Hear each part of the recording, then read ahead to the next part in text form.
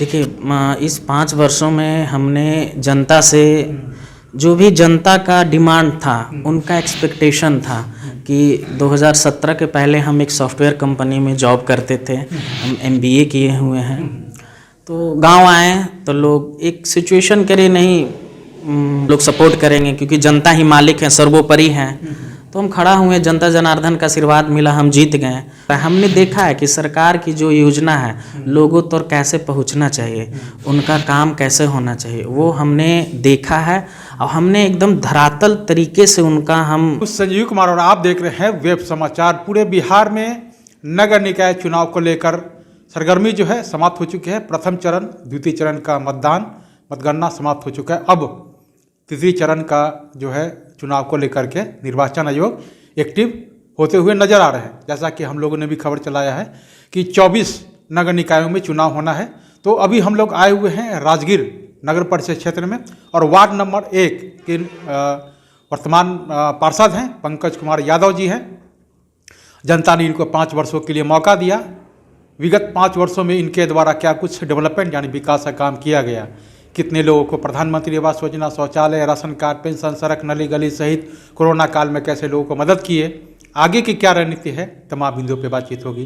क्योंकि यहाँ पे जो अभी वर्तमान की बात कहें तो टोटल 19 वार्ड हैं और जब फरवरी में, जैसा कि हमारे पास जो खबरें आई हैं और उस खबर को मैंने चलाया है कि फरवरी में कभी भी आदर्श आचार संहिता लागू हो सकता है तीसरे चरण का मतदान को लेकर।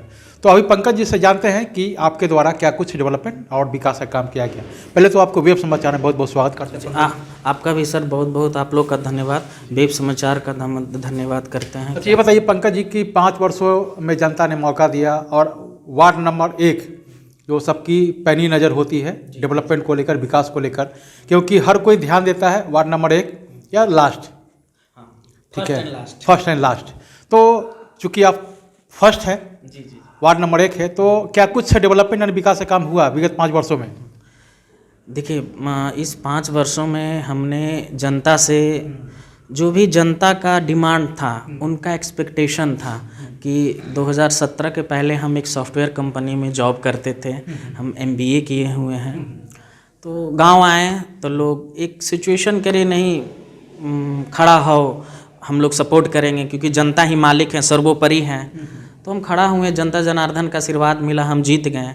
जो लोगों का एक्सपेक्टेशन होता है, हमने देखा है कि सरकार की जो योजना है लोगों तक कैसे पहुंचना चाहिए, उनका काम कैसे होना चाहिए, वो हमने देखा है और हमने एकदम धरातल तरीके से उनका हम देखें करे इनकी सही में प्रॉब्लम कहाँ पे होता है। एक लोग उतना पढ़े लिखे लोग नहीं रहते हैं, उनको बार बार ऑफिस में जाओ तो ये करो वो करो, कैसे उनको लौटाया जाता है। हमने इस 5 साल में अपने गांव में प्रॉपर तरीके से जब लॉकडाउन के समय राशन कार्ड था, उस समय हम लोग धरातल युद्ध स्तर पर घर घर जो भी गरीब गुरबा हैं जिनको लगा कि नहीं राशन मिलना चाहिए, हमने उनके राशन कार्ड में नाम जुड़वाया। वो प्रॉपर तरीके से राशन भी उठा रहे हैं।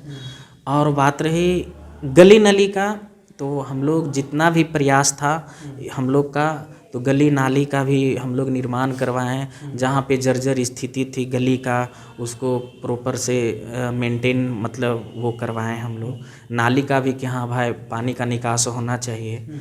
इस तरीके से बाढ़ में फिर आवास योजना है, तो लगभग 5-6 लोगों को आवास मिला है। इतना कम क्यों? क्योंकि हम लोग यहाँ इसलिए कम मिला है क्योंकि हमारे यहाँ जो ज़मीन है वो आज पूर्वजों के नाम से ही ज़मीन है। अब बहुत लोग के जो मतलब बेटा है चाहे बहू है, तो उन लोग के नाम से अभी बंटवारा या मोटेशन हुआ नहीं है।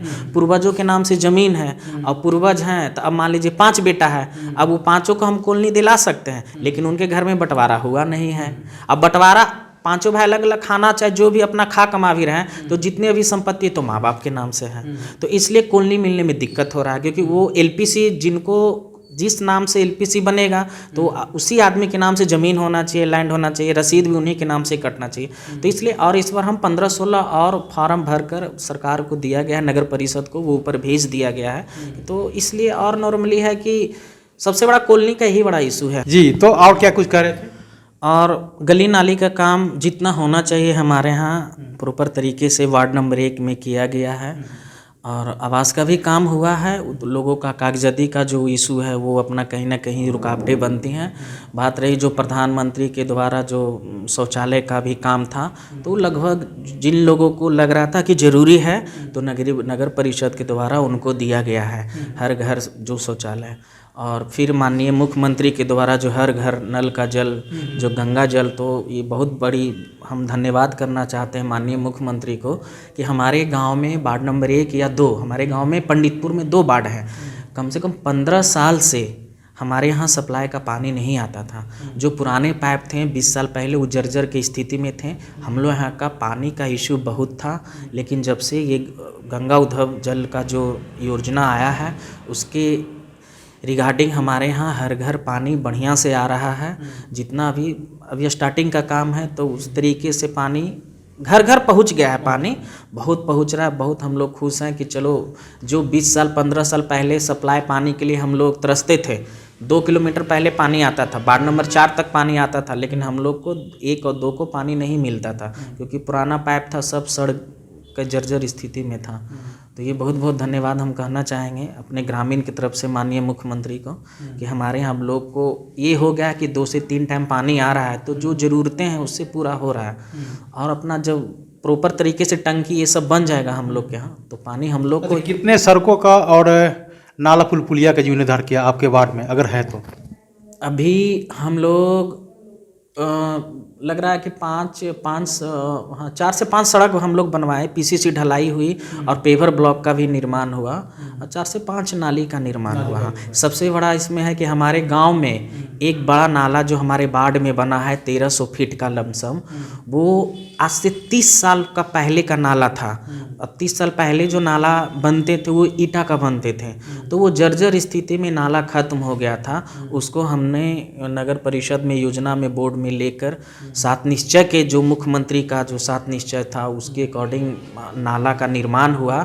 तो ये कहिए कि वार्ड नंबर 1 का जो मेन कोड था, जो मेन नाला था, मुख्य नाला था, उसका निर्माण हुआ है। तो लोग बहुत खुश हैं।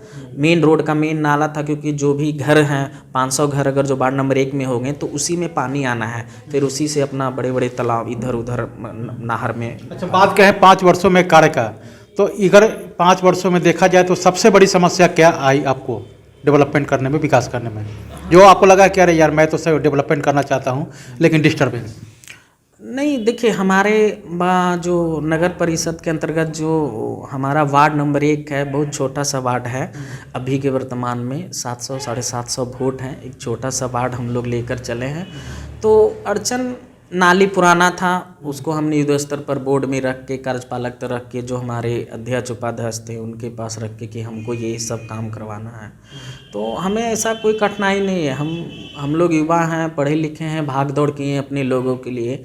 हाँ, परेशानी ये बहुत थी कि हमारे यहाँ थोड़ा सा लोग हैं कि हम लोग किसान आदमी हैं, खाते कमाते हैं, तो लोग को प्रॉब्लम है कि अरे आज किन्हीं का आधार कार्ड में कुछ त्रुटि है, तो बेचारे को गार्जियन अब खेत में दिन भर जाएंगे काम करने की, बच्चा को दिन भर जाके आधार कार्ड, तो ये सब चीज़ थोड़ा लगा हमको। तो हमने उसके लिए एकदम हर समय खड़े रहते थे कि जो भी काम है आप हमको बोलिए, चाहे बच्चों का आधार कार्ड बनवाना हो, लोगों को पैन कार्ड बनवाना हो, या पेंशन, हमारे यहाँ विधवा पेंशन, वृद्धा पेंशन, हर लोगों को लेकर टोटो से बैठा कर के उनको दिक्कत ना हो। हम दिन भर हैं आपके लिए, आप चलिए, आपका जो भी काम है हम साथ में रह के उनका काम करवाएंगे।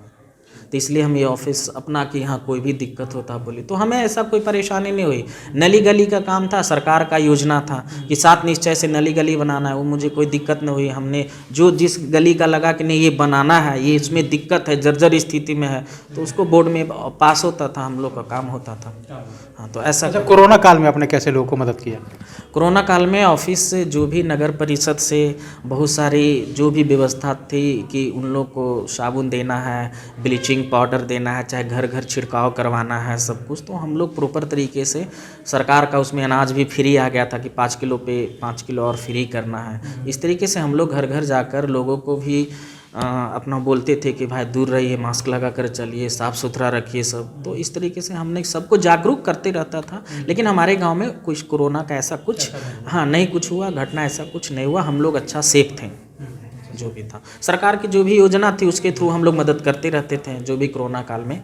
आगे की क्या रणनीति है, क्या सोचे हुए हैं? चूँकि वार्ड में तब्दील हुआ है, वार्ड नंबर 1 अब 7 होने वाला है, तो अब जो 19 था अब 32 हो गया है। हाँ, तो देखिए पहले हमारा वार्ड नंबर 1 था, अब सरकार का जो एरिया लिया गया है, बड़ा किया गया है, तो उसके अकॉर्डिंग वार्ड नंबर 7 हो गया है। और वार्ड नंबर 7 हो जाने से हमारे यहाँ वार्ड नंबर 1 और 2 को मिलाकर वार्ड नंबर 7 कर दिया गया है।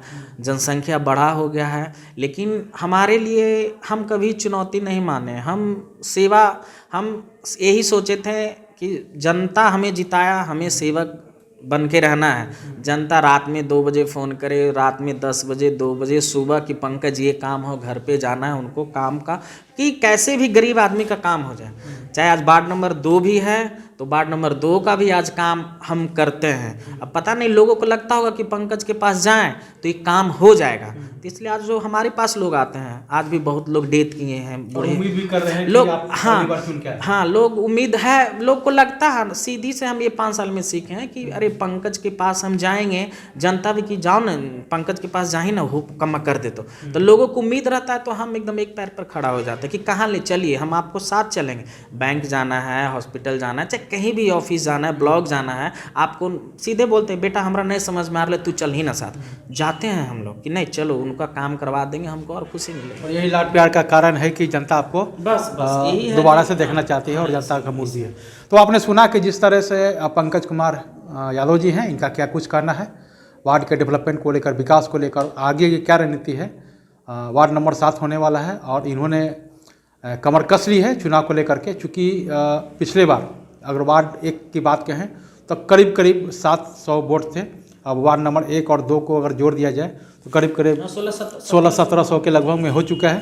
तो इन्होंने तैयारी अभी से शुरू कर दी है और प्रथम चरण, द्वितीय चरण का मतदान समाप्त हो चुका है। तृतीय चरण को लेकर के जो निर्वाचन आयोग से जो खबरें आ रहे हैं, फरवरी में कभी भी आदर्श आचार संहिता लागू हो सकता है। तो अब चलते हैं दूसरे वार्ड पार्षद के पास, उनसे जानते हैं कि उनके द्वारा विगत 5 वर्षों में क्या कुछ डेवलपमेंट यानी विकास का काम किया गया और आगे की क्या रणनीति है। तमाम बिंदुओं पर उनसे भी बातचीत होगी। आपने वेब समाचार में समय दिया, इसके लिए बहुत बहुत धन्यवाद सर आप लोग को।